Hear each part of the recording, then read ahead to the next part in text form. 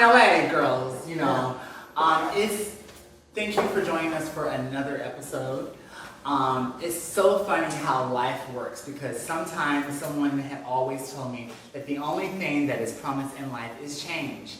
And this is exactly what you see here, a change in cast, a change in feelings, and oh my God, you know, I know you're familiar with me, Fox Giselle from originally Tea Time with the Girls, but this is very last minute, and you just have to go with the flow with some things. So it's still going to be great. Yes. Yeah. So we're going to start off with our first segment, which is, what is she giving? Well, what I'm giving right now is I'm giving like trying to survive in this 107-degree heat. You know, and this heat is the worst thing for a girl like myself that wears lace, and you know, when that heat starts to, and the lace starts to lift up, and then if you're wearing some so-so makeup, whatever. But Jennifer, what are you giving? Can you introduce yourself? My name is Jennifer, and I'm a student from Carson. Okay, all right, that is cool. And before we introduce this next person, I'm gonna just go ahead and play a segment. If you don't know who Miss Michell'e is, then you need to know who Miss Michell'e is. So we're gonna just go ahead and show you a little sample of what she's giving in so many ways. Giving Miss Mother B.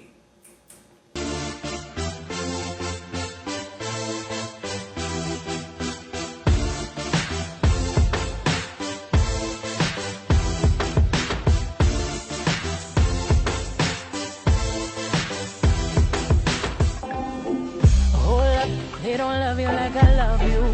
Slow down, they don't love you like I love you. Freedom, freedom, I can't move. Freedom, cut me loose. I ain't sorry, I ain't sorry, I ain't sorry.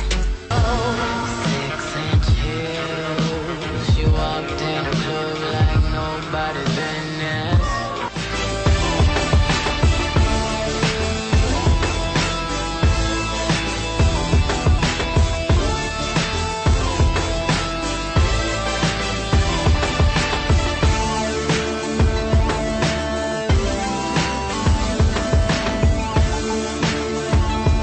Beyonce impersonator, a beautiful woman, beautiful dancer. So, what is she giving? I am giving both. I'm like, so, I mean, seriously, and it's a little overwhelming at times, but it's absolutely what I love to do, and so I'm having a lot of fun with it. Taking the show to a better level each time, and getting ready to go to Europe. And wow, yeah, next week, and work over there, and now is this travel. Is this going to be exclusively being the Beyonce impersonator? Yes, I'm doing shows over in London, Paris, Barcelona. That's pretty amazing. And let me ask you something. Have you caught the attention of Mother B herself? Not yet, unfortunately. But I feel like I don't see how it's definitely going to happen, especially with everything that we're doing and like where the show is, how it's progressing. I would think that she has no choice after a while. You know what I mean? Yeah. Yeah. So it will happen. It's going to happen. It's going to happen for sure. Yeah. Girl, you sit Miss Riley Knox right on down. I love Riley. Shout out to Riley. She's a Beyonce impersonator too, from DC. Yeah. Not as good as you saying over here, honey, but you know, we all have our own favorites, and I think Miss Michell'e does it the best. Thank you. Thank you. And also on the couch we have Miss Roxy joining us. You know, what is she giving? She's giving hot. Oh, yes. No, but, is this where you introduce yourself, basically? Yeah. Well, I'm Roxy. I work at Forever 21, but I am an artist as well, recording artist as well. I'm a little hungover from my birthday party last night, so excuse me. But, happy belated. Thank you. Cancer. Did you get turned up? Oh. Maybe a little bit too. Yeah. That's me. And last but not least, we have, I'm sorry I did not get your name. Adisa, what is she giving? Are we giving Miss Kelly Rowland tea? What is she giving? She's giving blessed and highly favored, just happy to be back working. I'm finally back working on my craft. I work with this one very closely. I'm a producer and director, and just working. I'm excited for all the projects we have coming up, and the route of my own personal career as well. So just happy. Okay. Well, I think it's very well that we had a really good cast of women on Beautiful here. cast, I must say. Yes. So it brings up the first topic, and I think this is a topic that we can all relate to. The first topic is basically, is she past her prime? Overcoming and understanding unattainable beauty standards and ageism that we as women, not just trans, but we as women are held up against. And sometimes it's sometimes very unfair. And I'll give you an example. We're going to do a little slideshow of some of the women that we're going to talk about here. As you can see by the slideshow, Madonna, Jennifer Lopez, Cher, they all have been known to be with younger men. Even some of us in the community, when a girl gets with a younger guy, it's always like, he's shaking her purse, or she's paying for that boy. Yeah, she's a cougar. Or what could she possibly have in common with that young boy? She's so old. She's 30 and he's 25. You know what I'm saying? But on the flip side, you have someone like Johnny Depp, you have someone like George Clooney, Tom Cruise even, that will date a younger woman and no one says anything. Double standard. Double standard. So I just want to get some feedback from you girls. Do you feel that as we as women does it do us more justice to date someone that's younger? Or is it something that, that should be frowned upon? Or is it something What did Aaliyah say? Age ain't nothing but number, right. Okay. But she got married when she was 15, so she's not a big deal. That shows how mature she was, I guess. Sorry, Kamish. But I don't know. Me personally, I don't know. Whatever floats your boat. I wouldn't go around, shaking your purse, if you will. I feel like it should be like a 50-50 thing, especially if, you guys just... But do you think it makes us look bad? As women, it all depends on your security and how secure you are with yourself. And, some people don't want to. They think that blind love is the answer. And I don't think that one should judge how they feel. But at the same time, it also gives us kind of a bad name, I guess, if you will. Mm-hmm. Because, it's a stereotype. And guys are kind of only attracted to us trans women, because of, quote unquote, the things that we can do, or some people, whatever the case may go. Back in New York, when I was in New York, they said that, no guy falls in love quicker than a guy that is looking for a place to stay. That's in general. Yeah, in general. Right, Same that's thing. in general. Anybody that can come up, if you will, then, of course. And I'm pretty sure someone like yourself, Michell'e, you've probably been hit up a lot by guys, seeing that you're on the come up and damn, I want to get with you. It's actually funny because you live in West Hollywood.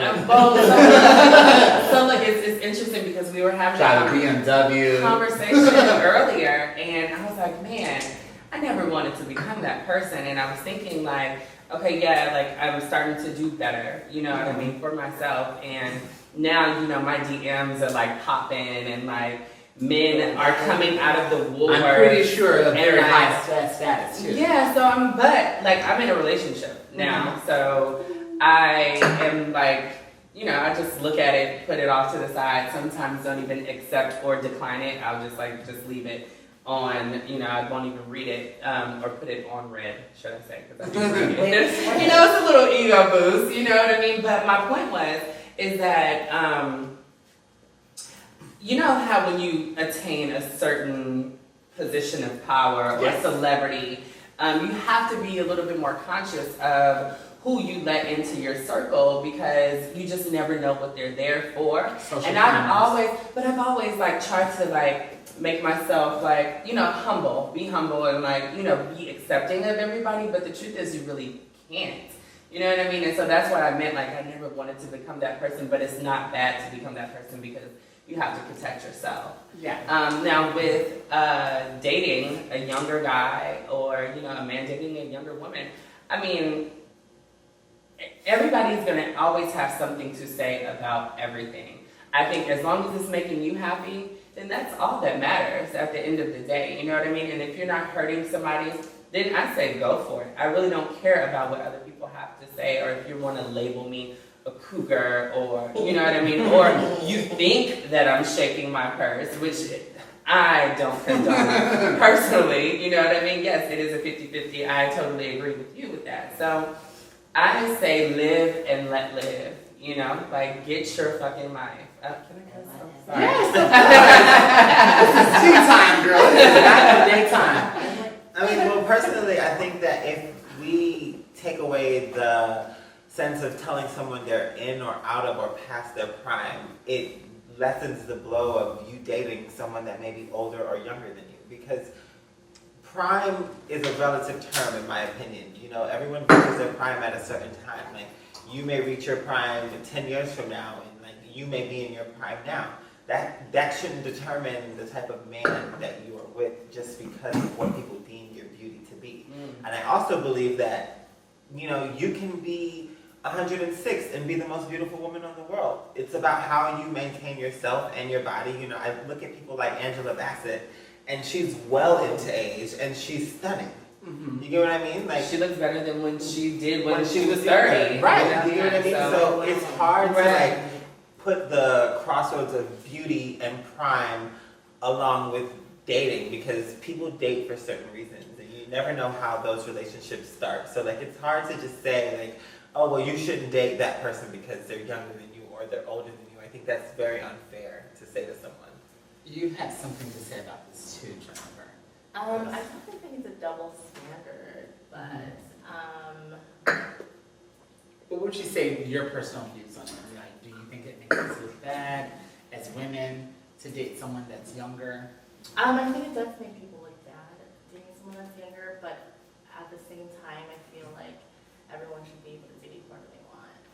So we fucking agree on that. Right. Wait, and I also agree that too, like, if you're like a 40 or 50-year-old woman and you can pull the 27-year-old, more power to you. More power to you. That is I'm true. in my 20s and struggling to pull the 27-year-old. But you know what I mean? happens? So more power to you. But what happens to me, I think, is as I'm younger, the older men are attracted to me naturally. You know what I mean? And I think once you do get older, because I'm now getting there, like the younger men are starting to be attracted to me. So it's kind of weird. Like, I think we had this conversation before. It's like, I think it's just nature. You know? You know, I also feel that the woman, the 40-year-old woman of 2014 is different than the 40-year-old woman or so of the 80s or the 90s. Because Sure. when I was coming up, like, I think that I had this belief system that, you know, a woman is like at her prime, like from 18 to 29, and if she's like over 29, she better look like she's in like 25 or so. Because, you know, when I think of like coming up older, like a woman in her 40s, I think of like Angela Lansbury from Murder, She Wrote. Because I think that she was in her 40s when she had did that.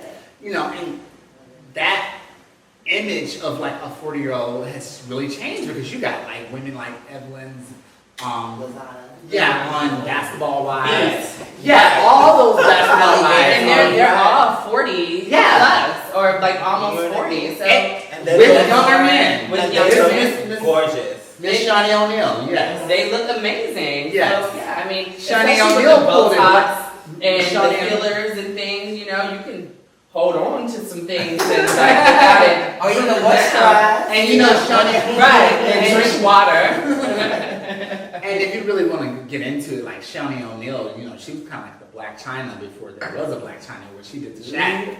But She's still getting paid. Still getting paid. Listen, But you know how to make moves, you know get it how how to make you moves. live, baby. I'm not condoning gold digging, but baby, it is what Baby, it is. get it how you live. Listen, somebody is going to be getting paid at some point, so it just really doesn't matter. It depends on like the type of guy that you're going after. You know Yeah, what I right. mean? Like either way, he's going to wind up paying for it, or you will. I mean, Yeah. just depending on. Somebody paying for it. Yeah, like. But I think that I think we can all agree of that the fact that it should not make us look bad. But I'm gonna just go on a limb and say, just gonna be devil's advocate here, is that we as women, we are held to a different type of standard, and I feel that having a guy for like a boy toy or a drive-by or a hookup, that's good if he's in his 20s or so. But, and this is coming from me being 37, but when, like, I'm 30, huh? You look good. Oh, thank you. But being 37, going into my 40s or so like that, there's nothing that anyone, like a 25-year-old or 21-year-old can do for me. Well, Unless he's I like, disagree. Well, No, fuck I you, good. disagree with Sorry. that. And it kinda- disagree with that. I kind of think that it makes me look like a little desperate. No, it doesn't. I disagree with that. I mean, coming from the other side of the spectrum, being a woman that dates older men, like, is the man, like, looked at in a poorly way because he's dating a younger woman? No, and I don't think that a woman should be looked at that way either. Like, if the younger man is giving you the love that you need and deserve, who cares how old he is? Like, you know what I mean? That should not...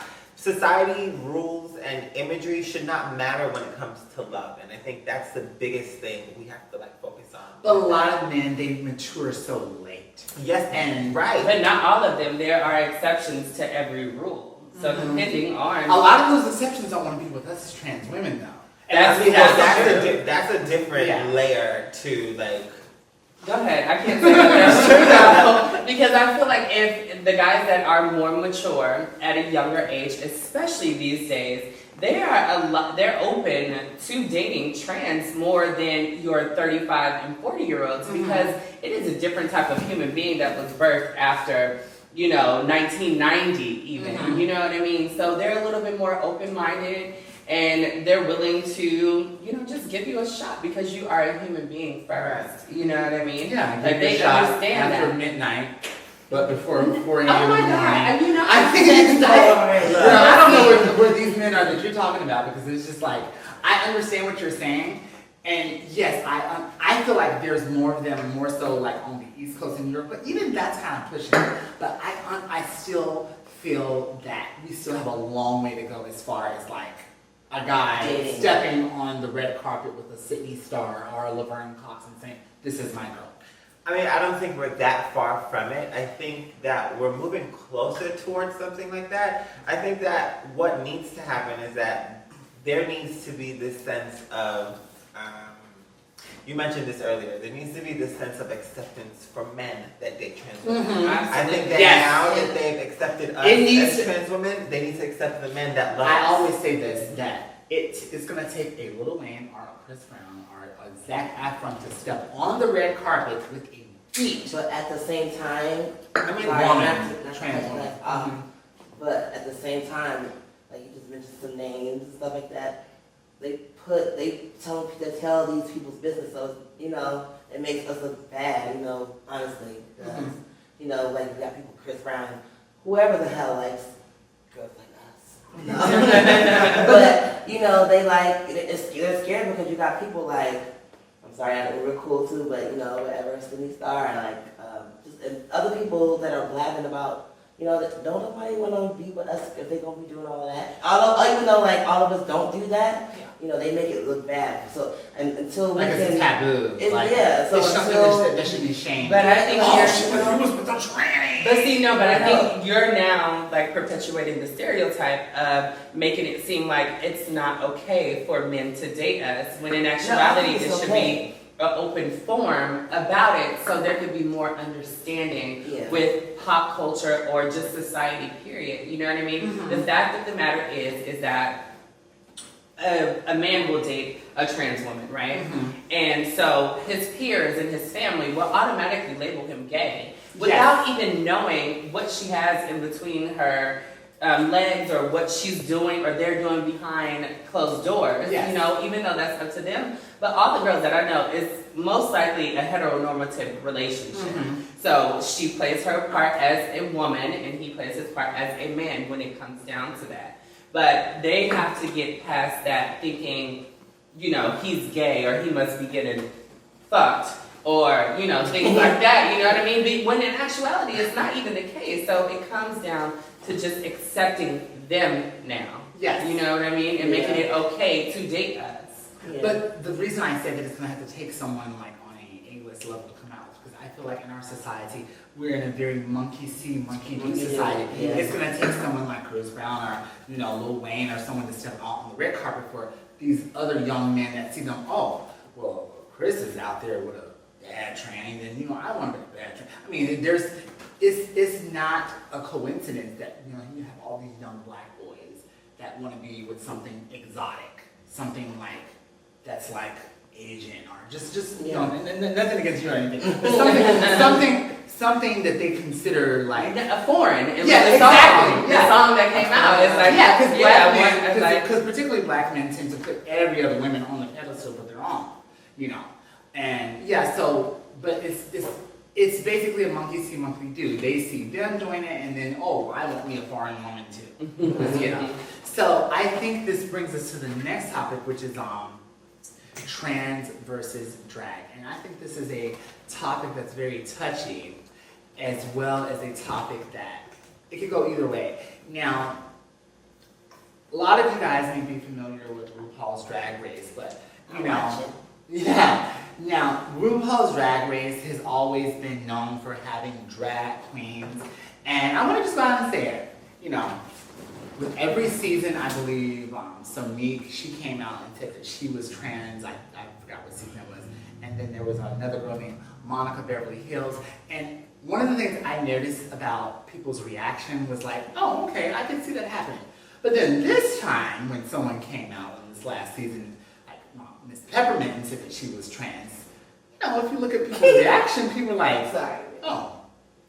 I didn't see that one coming. And then you go online and then you hear people talking about like, oh, so just anybody can be trans now, Pepperman or, you know, just, and I guess people are saying that, you know, well, does that mean that every drag queen is a trans? And, you know, and there's like the lines are kind of blurred between what a trans woman is and what a drag queen is. And even if a trans woman can do drag and still be seen as a woman, you know, or not be seen as someone that's just playing dress up. And I know you want to speak on this too. I honestly didn't. When I saw Peppermint, a little story on her, an article on her about being trans, I was taken back because I was like, you know, I didn't see it coming. You know, I feel like being trans is kind of, it's based on physically, you know, like physical standards. And I feel like, I don't think anyone can call themselves trans, especially if you look like, you know, like a man. Sorry. I mean, I agree 100% with the proper protocol to becoming a trans woman on the outside. You can feel however you want to feel, but you can't expect someone to refer to you as a woman if you're not projecting that on the outside. Now, as far as can trans women do drag, I am like, that's touchy for me. Because Yeah, I would imagine so. 'Cause Yeah, you do drag. I am, and like I do a form of drag, you know what I mean? And so like, I just like, I looked this up and I just wanted to like do a little facts. Okay. So then we can like really understand what we're talking about here, right? Yeah. Okay, so drag was developed in the 1800s to 1900s around the Shakespearean time. And they came up with pantomime doms, which was in opposition to the tragic plays that Shakespeare had and the Italian operas to bring comedy and light into the world. So then after that, it came over to America in the 1900s, and it was white men who dressed in drag to mock and oppress, women and African Americans. So they called it blackface. So then after that, vaudeville, which is a type of show or like off Broadway, it shifted into the Winch players came over, and they also turned into prima donnas afterwards once Broadway became popular, right? And then due to the Great Migration and the influx of immigrants and the Europeans coming over here, that's when it started to be more refined and more elegant, and that's where the prima donna came from. And there was a person who actually made it to Broadway. His name was Julian Eltridge, and he actually was like the famous male that did drag. And it wasn't until the mid-1900s did it start becoming tied into with LGBT. So knowing that it was just for white men, and if it wasn't a white man, then it was looked bad upon, and then it didn't come into the LGBT culture. Basically, it's art. It's a form of art, and I hate that we get tied in and sucked into these labels and what it should be and what it shouldn't be. Art is fluid, and as long as you're a performer and you do your job and you entertain, then you should be willing to, whoever you are, should be able to do drag and entertain, or whatever the case may be. That's my personal opinion. So I understand what you're saying as far as the history of drag and everything, but that was then, this is now.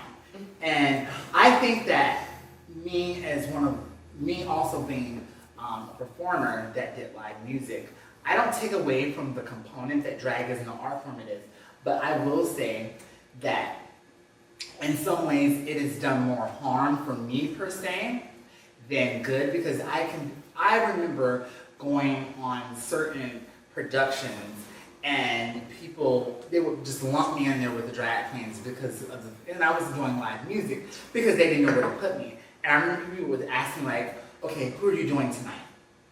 Doing myself. No. Who are you doing? Beyonce, Janet, let me guess, Indie Irie. I'm like, no. No. And I'm like, I'm doing myself. And then the MC would be like, you're doing live music. And it was kind of like, I felt like almost like in a way that I was unappreciative because of the fact that I was doing live music, and the only way I would be appreciative I was doing drag. And I feel like sometimes like when a trans woman does do drag, it may kind of send out the message that we're playing dress up. Some people may I disagree with that because, in our own culture, especially within Black LGBT and trans culture, like drag has been such a huge catalyst for trans women to safely transition. So it's hard to like put the two against each other. And like as she said, it's an art form. I don't care whether you live your drag 24 hours a day or you live your drag for 5 hours a night. Yeah. At the end of the day, when you hit the stage, the curtains open and the lights go up, I'm judging the performer. I'm not judging that person's personal life choices. You get what I mean? And I also think that what we have to identify with drag is that it's impersonation. Whether it be impersonation of a female, impersonation of a celebrity, impersonation of whatever, a movie star, whatever it may be, it's impersonation. So you see where the lines kind of get blurred there because you said impersonation. So it means from a person that's not that familiar with the GLBT or community, they may feel like, oh, okay, so they can take it off. Yeah, I can understand. I can totally understand that. Well, I can totally understand how someone can get it confused, but at the same time, this topic seems more to be a topic that our community is fighting about on the inside. Straight people ain't arguing about whether trans or drag versus, they're not arguing about that. That's something that there's some straight people that still look at us and think that RuPaul is like our Messiah for trans. Well, and you know what? That is because heterosexual or heteronormative society has umbrellaed so many different types of people under the term trans. Mm-hmm. I think what's happening here with the trans versus drag is that internally in our own community, there was becoming this sense of vanity and fight where like, oh, well, Miss Thing, you're a girl 24 hours a day, so it's unfair. You're going to always get more tips because you got the titties. And, oh, you're just a show queen because, like, you wear tons and tons. You know what I mean? Yeah, that's another That thing. is People feel like you're not really doing the drag because of the fact that you're taking hormones. You are, this is, where's the art form of you having to go from But it is one an art extreme to form. another? It is. Look at me. I am my own living, breathing work of art. It's a 24-hour art form now. Mm-hmm. It's not a 5-hour art form. It's not something I pack So up you're and put saying away. that if it's a 24-hour form, then basically it's almost kind of like you're coming across like you're a drag queen 24/7. No, and it brings out the that's you're being ignorant. no, I'm just saying this is how people see it. no, you're being ignorant. Unfortunately, the stigma with drag queens are that they're men impersonating women. Yes, So that's that's what what I'm saying. all of society thinks. I think it might take a show like RuPaul's Drag Race to show that trans women can be drag queens as well. But Well, RuPaul's the Drag regular representation. Right. But so will a show like RuPaul's Drag Race mainstream. But I can't. Okay, so Some people think Shangela is Well, a trans woman. I perform at drag shows all the time, and especially like before, And whenever I would go up on stage, I would never have people saying, "Well, are you a man?" Like, if anything, they're like, "Why is this girl performing?" You know what I mean? And so then maybe I tell them, maybe I don't. You know what I mean? Like that I am trans, but I have never gotten like, "Oh, you're a man," you know what I mean? Or like, "You're a drag queen," like, because it is a art. And granted that I don't have to take these off, and it's very apparent that they don't come off. You know what I mean? So, like, they're educated if they pay attention. You know what I mean? I think it's just that ignorant people that has never been to a show and have this RuPaul's Drag Race to go to and has never, like, experienced anything outside of it. So they are very ignorant because they're not informed. Of course. And we also got to remember too that before this argument happened, like there were drag queens that underwent cosmetic surgery just for their craft. Chad Michaels, yeah. Right. We know women that are like that. So I think that it. No, go ahead. What do you have to say? So you're saying drag queens that went through surgery for the craft. Would you say they're trans or would you say they're drag? This is what I'm gonna say. Trans, if I'm talking from a heteronormative perspective, a trans person is a trans woman, a drag queen, a cross-dresser, a gender non-conformant person. That's under the umbrella. Yes, that's under the umbrella of trans. So yes, if I'm an uneducated person that doesn't know about our culture and our history, yes, I will say that. And I don't think it's wrong for us to look at them and say, "Oh my God, you're wrong." Like, you know what I mean? Like, no, how dare you call me a drag queen because I'm a trans woman? No, I think that's our responsibility to educate and say, okay, well, now that you're taking a deeper step into our culture, you know what I mean? Let me explain to you the different levels and crossroads that meet in our culture. Well, I mean, what about just regular society? Guess what? And then you know what? When people say that, I ask you this: does a drag queen walk out into regular society as a drag queen? They don't. But honestly, most people be like, "That's a man." No, but they may say that, but answer the question. After 12 o'clock, when they have finished their last show, do drag queens walk back out into the world as whatever drag queen they are? Honestly, I don't know. I don't know that many. Some of them do. Some of them will get Most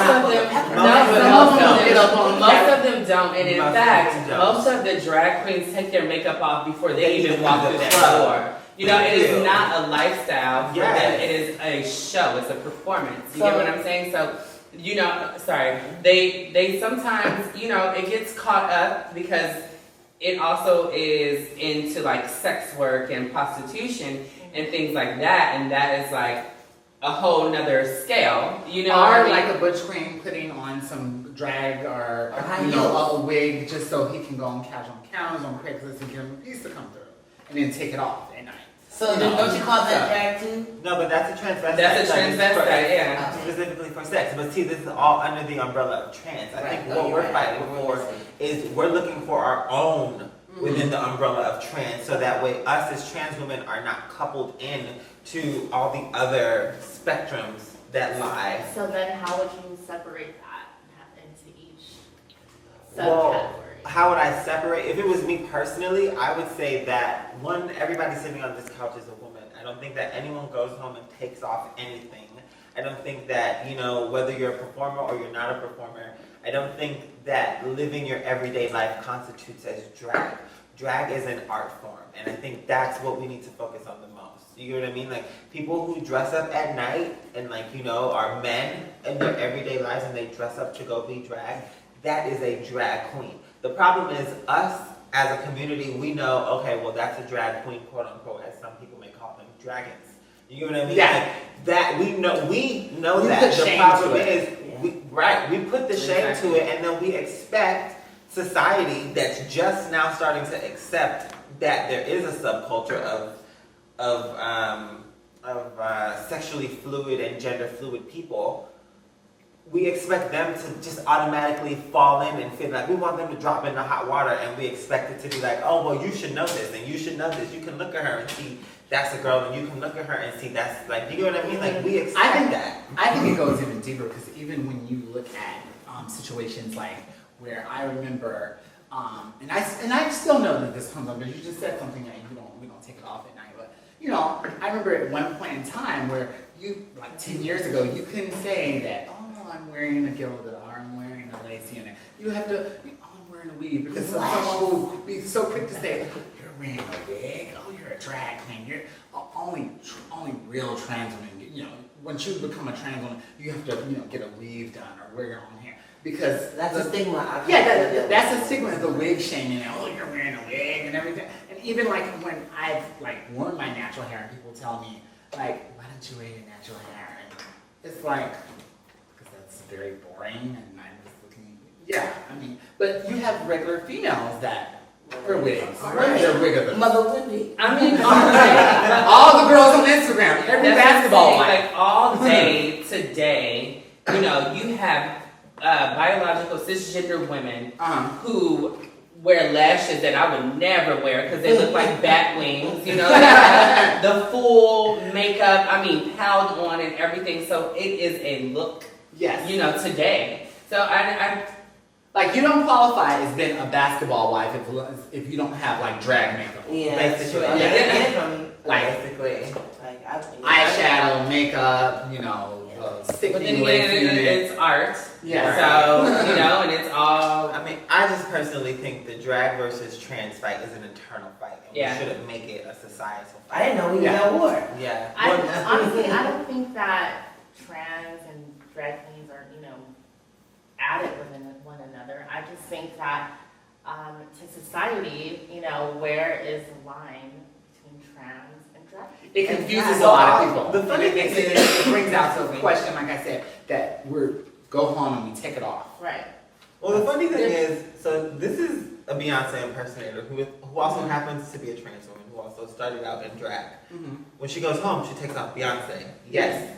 Did she take off her womanhood? She does not. And I think But she's that an is- exception to the rule. No. We can't. Then that's the problem. We have to stop making these exceptions to the rule, because at the end of the day, if she goes home and she does not take off her womanhood, she's a trans woman. Yes. You know what I mean? No matter Like, what. you cannot put on womanhood just to perform.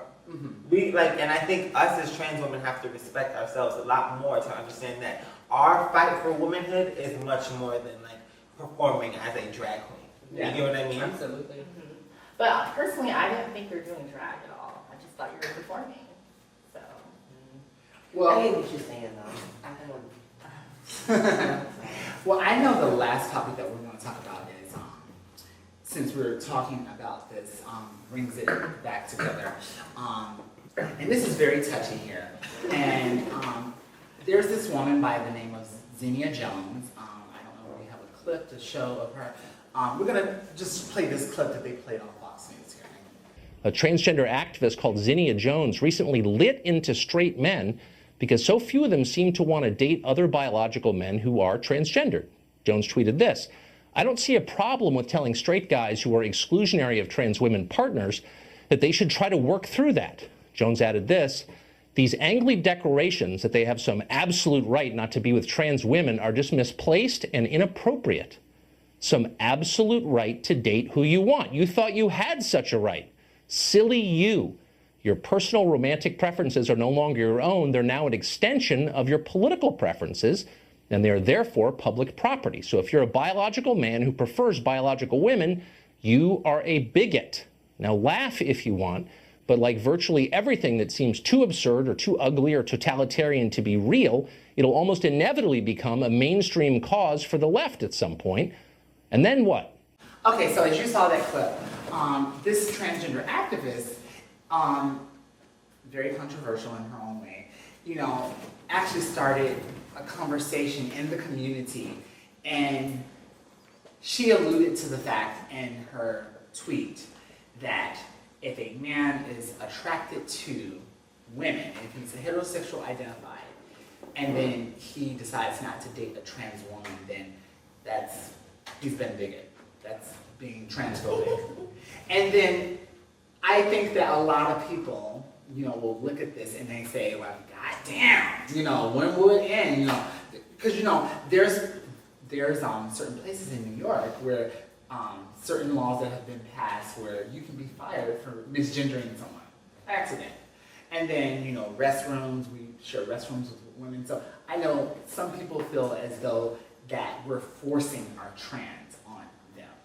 So I want to know what you girls feel about just like this woman's comments about, a man not wanting to date a trans woman. Does that make him transphobic? First of all, I think that everybody has their own right to pick who you want to date. Period, point blank. You cannot take that away from anyone. And I feel like, too, it becomes a point where you have to make yourself accountable for your transition. You know what I mean? Speaking of how someone could get fired for calling, somebody the wrong pronoun. Well, are you actually projecting the pronoun that you want to be called? You know what I mean? I do feel like you're forcing it on someone if, Bob woke up and he's like, oh, I'm trans today, and he goes into the office, but he still looks like yesterday before he said that he was trans. Of course I'm going to call you a man. I'm going to, and I'm trans. You know what I mean? And I feel like it's very important to take, like we said, the proper protocol to make make our outsides match our insides. But until you get to that point, then you cannot be called a female or a woman. And that's just my personal opinion on it. Well, see, this is where the lines get a little blurred too, because there's gender non-conforming and non-binary, but you're calling them they and them. So yeah, but even they feel like what you just said.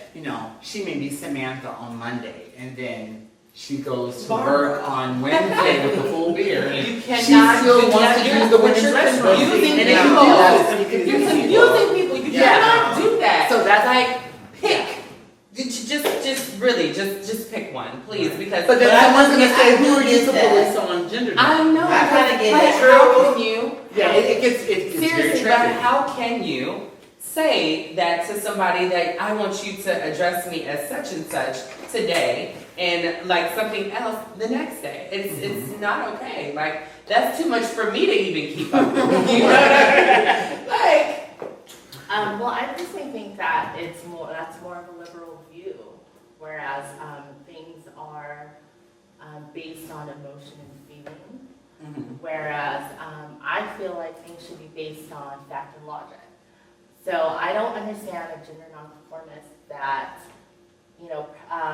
physically appears man, but then they want to be woman, and their argument could be something like, oh, well, I can't physically transition because I can't take hormones or because I still live with my family. Honey, you were just being lazy. That part. Thank you. My brother, You don't want to shave. But you want to get the benefits of being trans. Yeah. It does not work like that. It It doesn't. doesn't. It kind of. You want to take the carpool lane to transition. Yeah, it's kind of like how like the men. And honey, do that I will kind of tell thing. you, I will tell you one thing here, and this is not to try to put this all into it with sex and everything like that, but honey, I spent literally a weekend with Miss Lawrence one time, and just Oh my God. just seeing her phone and seeing all the adventures that she had with men, and it just kind of like made me question, like, wait a minute, I've seen him before. Oh, he was with Miss Thane over there. So it kind of makes you question yourself, like these. You know, if you're transitioning for a man, you're going to be very disappointed because these men will absolutely. have Andy, Sure. we'll have you, we'll have Francis, we'll have Barbara. Yeah. Girl. I mean, I think that you should have your own choice. I have my Yes. choice of who I want to date, and anybody, straight, gay, black, white, you should have your choice of who you want to date. I think that that's unfair to, you know, police who one dates. Like, that's so wrong. I mean, I think that if you're a trans woman that is predominantly attracted to heterosexual cis men, or cisgendered heterosexual men, I think that you should, you know, understand the responsibility that comes with that and understand the problems that may arise with you being a trans woman that wants to date a heterosexual man that is cisgendered. I think I'm glad that you brought it up. Yeah, I think that Because- you should think about that. Think about how you're presenting yourself, your mannerisms, how you're carrying yourself. It goes into, like, as well, like, if I go, like she said, if I go into a hotel now and you say to me, "Excuse me, sir," you're trying it. You need to get fired. You get what I mean? Because I'm not giving you man. But if I'm giving you man and I walk in there and it's like, "Hello, sir," then yes, call me sir. You get what I mean? Because then that's a problem. But you just brought up something very valid, and I think that this is also something, as we close off, that goes back to the original topic here, what Zinnia Jones had said, that, you know, if you are a heterosexual man and you don't want to date a trans woman, then that makes you transphobic. No, So- it does not. No, it doesn't, because you know what's so funny is that, you know, I'm open to dating trans men, but I do have a preference for dating cisgender trans men. So basically, I remember I got into an argument with a trans man before, and I said, you know, this is when it was kind of like just coming out, and I said, I kind of like to date a guy. And, what, are you saying I'm less of a guy? And because I don't have a penis? Is that what makes someone? No, I don't think that's the You know, topic. so- I have tons of straight friends. that, Yeah, like, but does that make me transphobic because I choose to date a No, it does cisgender? not. Not at all. No, it does not. Yeah. No, it It's does all not. what's the word?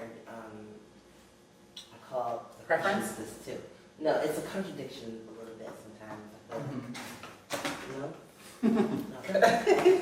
Because I know a lot of trans men, they feel that They we as trans women, we base too much on like genitalia. I don't know. I would totally be open to dating a trans man. I'm like, you know, open to the idea, you know, but I am a little bit more fluid with sexuality. Penis. You know what I mean? But Hey, that can be purchased. But it's not just about that to me. You know what I mean? It's like, it's more about the person. It's more about the human being. Maybe how attractive they are and like their insides, you know?